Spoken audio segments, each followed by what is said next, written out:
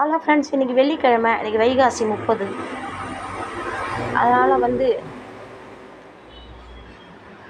எப்பயோ பால் காய்ச்ச வேண்டியது என் கிச்சனில் இன்றைக்கி இன்னும் பெயிண்டிங் பண்ணலை, எனக்கு கரண்ட் ஒர்க் பண்ணலை ஃப்ரெண்ட்ஸ். இருந்தாலும் வைகாசிலேயே பால் காய்ச்சணும்னு சொல்லிவிட்டு தரையெல்லாம் போட்டாச்சு. இப்போ தான் குளிச்சுட்டு பிள்ளையார் கோயிலுக்கு போகிறேன் ஃப்ரெண்ட்ஸ். காலையிலே பிளாக் என்னை பார்த்தா இந்த ரியாக்ஷன் தான் கொடுப்பாள். புல்லா கோயிலுக்கு வரலான்ட்டு வந்தாங்க பாருங்க.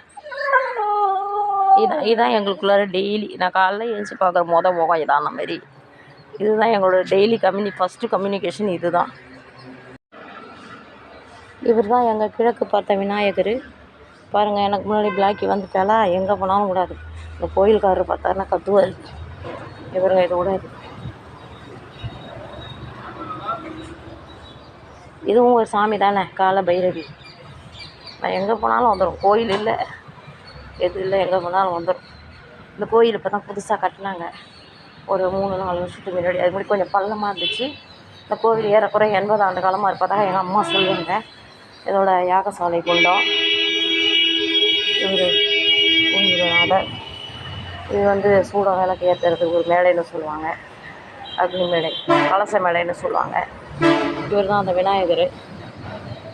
அதனால் இவரை தரிசிச்சுட்டு போவோம்னு சொல்லிட்டு நான் வந்திருக்கேன் ஃப்ரெண்ட்ஸ். இந்த பாருங்கள், இந்த கோயிலோட சைடு இது முன்ன ரொம்ப பள்ளமாக மண் மாதிரி கிடந்துச்சு. அப்புறம் இதெல்லாம் இப்போ 3 ஆண்டு காலத்துக்கு முன்னாடி ஒருத்தர் எடுத்து செய்தார். இது கோயிலோட சுற்றுப்பிரகாரம். அதுக்கு முன்னாடி இது ஆழத்து பிள்ளையார் கோயிலோட தொடர்புபடுத்தி ஆழமாக இருக்கும்னு சொல்லுவாங்க. எங்கள் தெற்கு வீதியில் கிழக்கு பார்த்து இருக்கக்கூடிய ஒரு தெய்வம், முதன்மை தெய்வம் இது தான். இதை பாருங்கள், இவ்வளோ பள்ளமாக இருந்தது தான் இந்த கோயில் ஏறக்குறைய ஒரு 8 அடி உயர்த்தி தர போட்டிருக்காங்க. ரொம்ப கீழே இருந்துச்சு. இது சுற்றுப்பிரகாரம் இந்த கோயிலுக்கு. இதை பாருங்கள், கோயிலோட மேல் பகுதி இவ்வளோ தான் எனக்கு எட்டுது. மேலே கணசம் கும்பகம் இதெல்லாம் எனக்கு எட்டாது இல்லையா. அப்புறம் படம்லாம் நல்லா வரைஞ்சிருக்காங்க.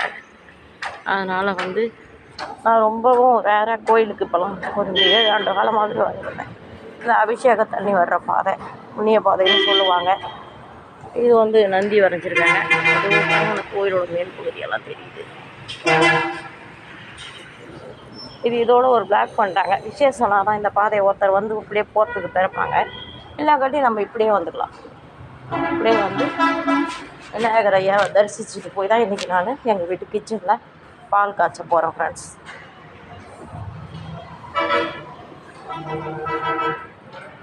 ஐயா, சிவனுடைய பையனே, நீங்கள் தான் உங்கள் அப்பா கிட்ட சொல்லி என் வாழ்க்கையை சரி பண்ணணும் ஐயா, இல்லை நல்லபடியாக வைக்கணும் ஐயா. ரொம்ப நன்றி ஐயா. பாருங்கள், விநாயகரோட பேரை சொல்லி இன்றைக்கி நான் குங்குமம் வைக்கின்றேன். நான் பொதுவாக கோயிலுக்கு போனால் குங்குமம் வைக்காமல் இருக்க மாட்டேன். கோயிலுக்கு போனால் குங்குமம் வைப்பேன். நம்மளுடைய கோபதாபங்களை எல்லாம் தெய்வத்திடம் காட்டக்கூடாது, ஒதுக்கணுன்றதுக்காக நான் குங்குமம் வைப்பேன். ஓகேங்களா. இந்த மாதிரி ஜனங்க குங்குமத்தை வாங்கி திண்ணையில் கொட்டிட்டு போகிறது, அது எதுக்கு வாங்குறது? வாங்காமலே இருக்கலாம். நான் இந்த மாதிரி எங்கே பார்த்தாலும் விட மாட்டேன். ஏன்னா அது தெய்வத்தோட பிரசாதம். அதை விட்டுட்டு போகிறதுக்கு யாருக்கும் மனசு வரக்கூடாது இல்லையா. அதனால் எடுத்துக்கிட்டேன். சரி, தெய்வத்தை வணங்கியாச்சு. விழுந்து கும்பிட முடியாது, ஃபுல்லாக பளிங்கு கீழே வழுக்கி விட்டுடும். கழுவி விட்டுருக்காங்க, ஈரமாக இருக்குது. ஸோ நம்ம புறப்படுமா. இன்றைக்கி என் வைகாசி 30 வெள்ளிக்கிழமை 7:09 குளிகை என்பது நல்லது செய்தால் நல்லது தொடரும்னு சொல்லுவாங்க. அதனால் இன்றைக்கி எங்கள் வீட்டு கிச்சனில் சூடை ஏற்றி வச்சு பால் அடுப்பில் வச்சுருக்கேன். கொண்டாந்து ஆற வச்சு வைப்பேன். ஒரு பலாப்பழம் வாங்கினேன், அதை வச்சு வேப்பந்தழை, எருக்கம்பூ, அருகப்படிக்கு வேப்பந்தழை, மாந்தழை வச்சு வீரங்கி ஐயனார் கோயில் தண்ணியில் மஞ்சளை கரைச்சி நேற்றே வீடெல்லாம் கழுவி விட்டுருந்தேன். இந்த இடத்த கழுவி விட்டுட்டு இன்றைக்கி வைகாசி மாதன்றதால இன்றைக்கி பால் காய்ச்சணும்னு. ஏன்னா இல்லாட்டி பெயிண்டிங் ஒர்க் முடிஞ்சு தான் பண்ணுவேன். அப்புறம் விநாயகர் கோயில் போயிட்டு பால் காய்ச்சினேன் ஃப்ரெண்ட்ஸ். ஓகேங்களா. எல்லோரும் ப்ளஸ் பண்ணுங்கள் ஃப்ரெண்ட்ஸ். சொட்டுனை வேதியம் சோதிவானவன்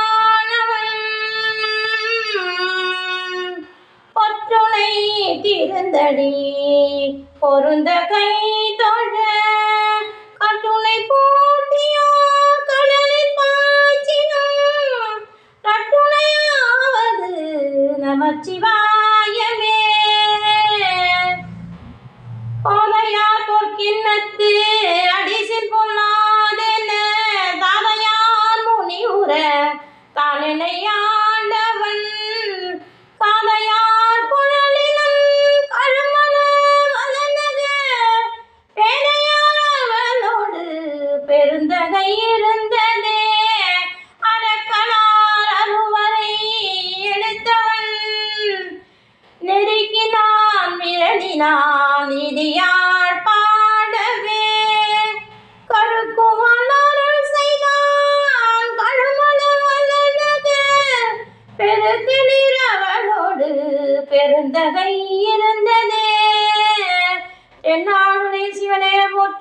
எந்நாட்டவர்க்கும் இறைவா போற்றி.